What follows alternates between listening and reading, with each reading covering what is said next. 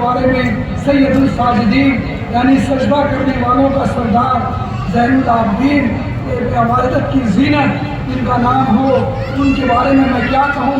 बस आपके सामने सिर्फ 2 लफ्ज़ों में कह देता हूँ, बहुत गौर से सुनेंगे कि उनके फ़ज़ाइल में क्या पढ़ूँ, जिनके फ़ज़ाइल उनके नाम में पोशीदा हैं। अगर लोग बीमार करबला जनाब आबिद अलैहिस्सलाम के नाम को समझ लेगा तो पूरी की पूरी तारीख उनकी समझ में आएगी। आबिद के नाम में ऐन, अलिफ, बे और दाल होता है। आबिद के ऐन में इबादत की शान है, आबिद के ऐन में इबादत की शान है, आबिद के अलिफ में अल्लाह की पहचान है, आबिद के बे में बरकतें बिस्मिल्लाह की तशरीह है और आबिद के दान में दुआओं का मजमुआ है। फिर पलट के कह दूँ, आबिद के ऐन में इबादत की शान है, आबिद के अलिफ में अल्लाह की पहचान है, आबिद के बे में बिस्मिल्लाह की तशरीह है, आबिद के दाल में दुआओं का मजमुआ है। ये सारी बातें जो हैं, अगर आज आबिद के नाम की तो तशरीह समझ जाए तो कल आबिद की समझ में आ जाएंगे। सलवात पढ़े मोहम्मद आले मोहम्मद।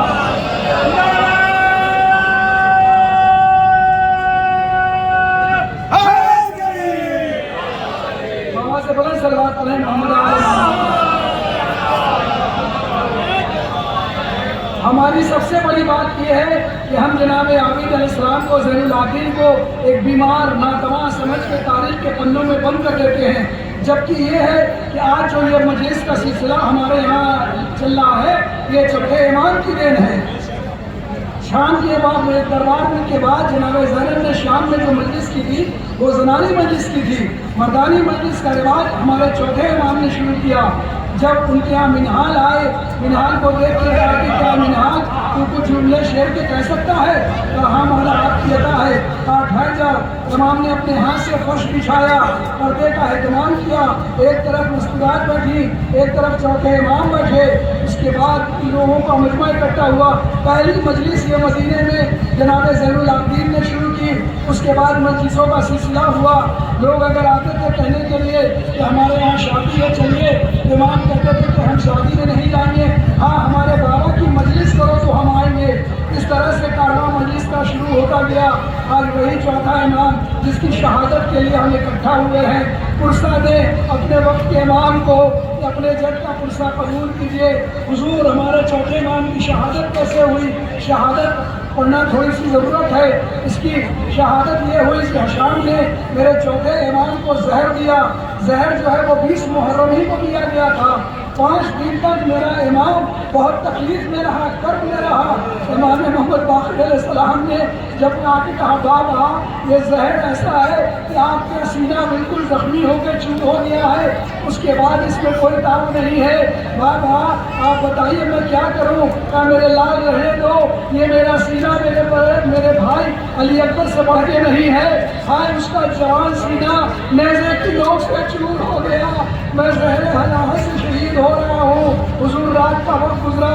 जब चौथे इमाम ने 5वें इमाम को करीब बुलाया, अपने सीने से लगाया, बारे इमामत 5वें इमाम को सौंप दिया। उसके बाद कुछ नसीहतें की, कुछ वसीयतें की। उसके बाद इमाम दुनिया से रुखसत हो गए। हाँ हुजूर जनाजा तैयार हो गया। यह तारीख़ इस्लाम में मिलता है कि गुस्ल देते वक्त 2 शख्स बहुत चीख के रोए। एक अली जब जनाब फातिमा के जिस्म मुबारक को गुस्ल दे रहे थे, आप चीख के रोए। सलमान ने पूछा मौला आपने तो तमाम मार्का हल किया, लेकिन ये क्या हुआ? शहजादी को गुस्ल देते वक्त आप चीख के क्यों रोए?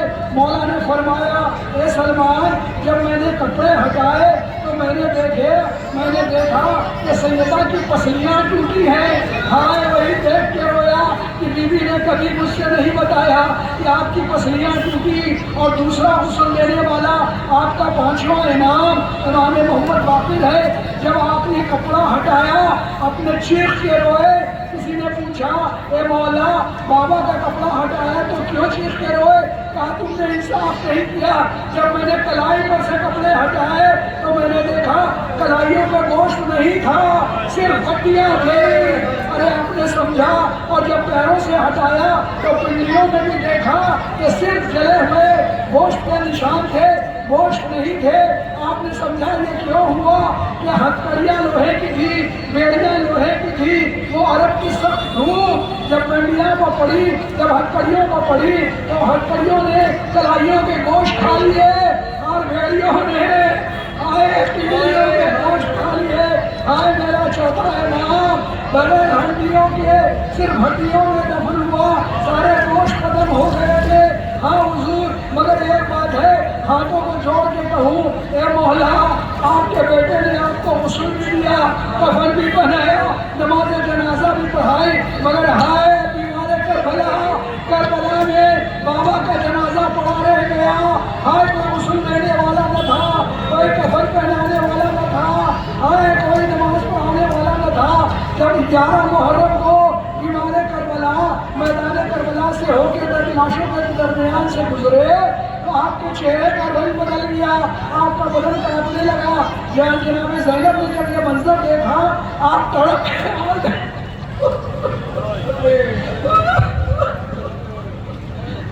मुझे हिम्मत दीजिए बस आए पूरा कर दूं।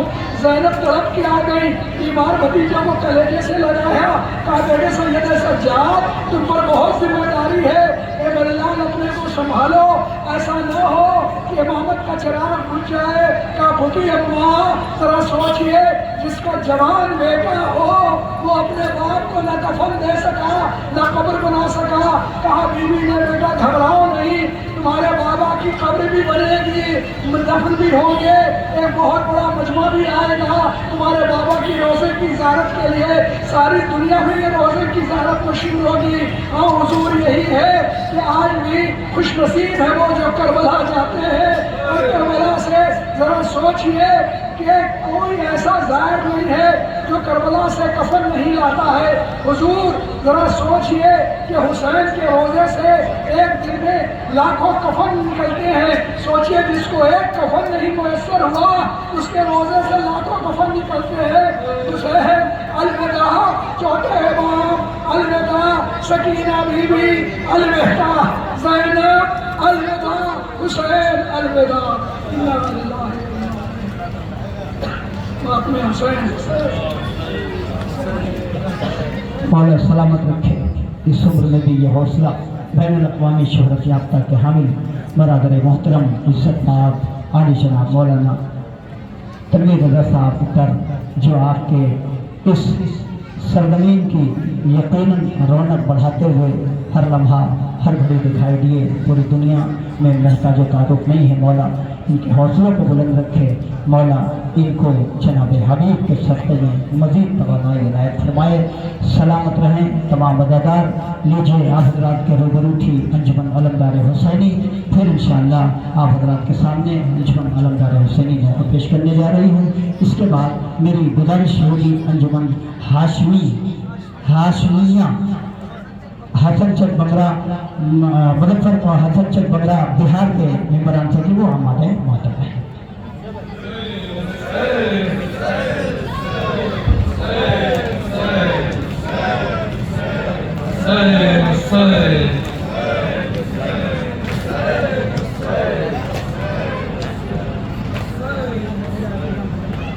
बाबा के बेकसे पर आंसू बहार है बाबा के बेकसे पर आंसू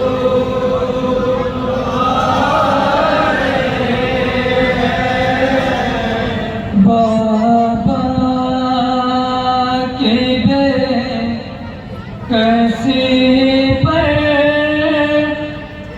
आंसू बहा रहे हैं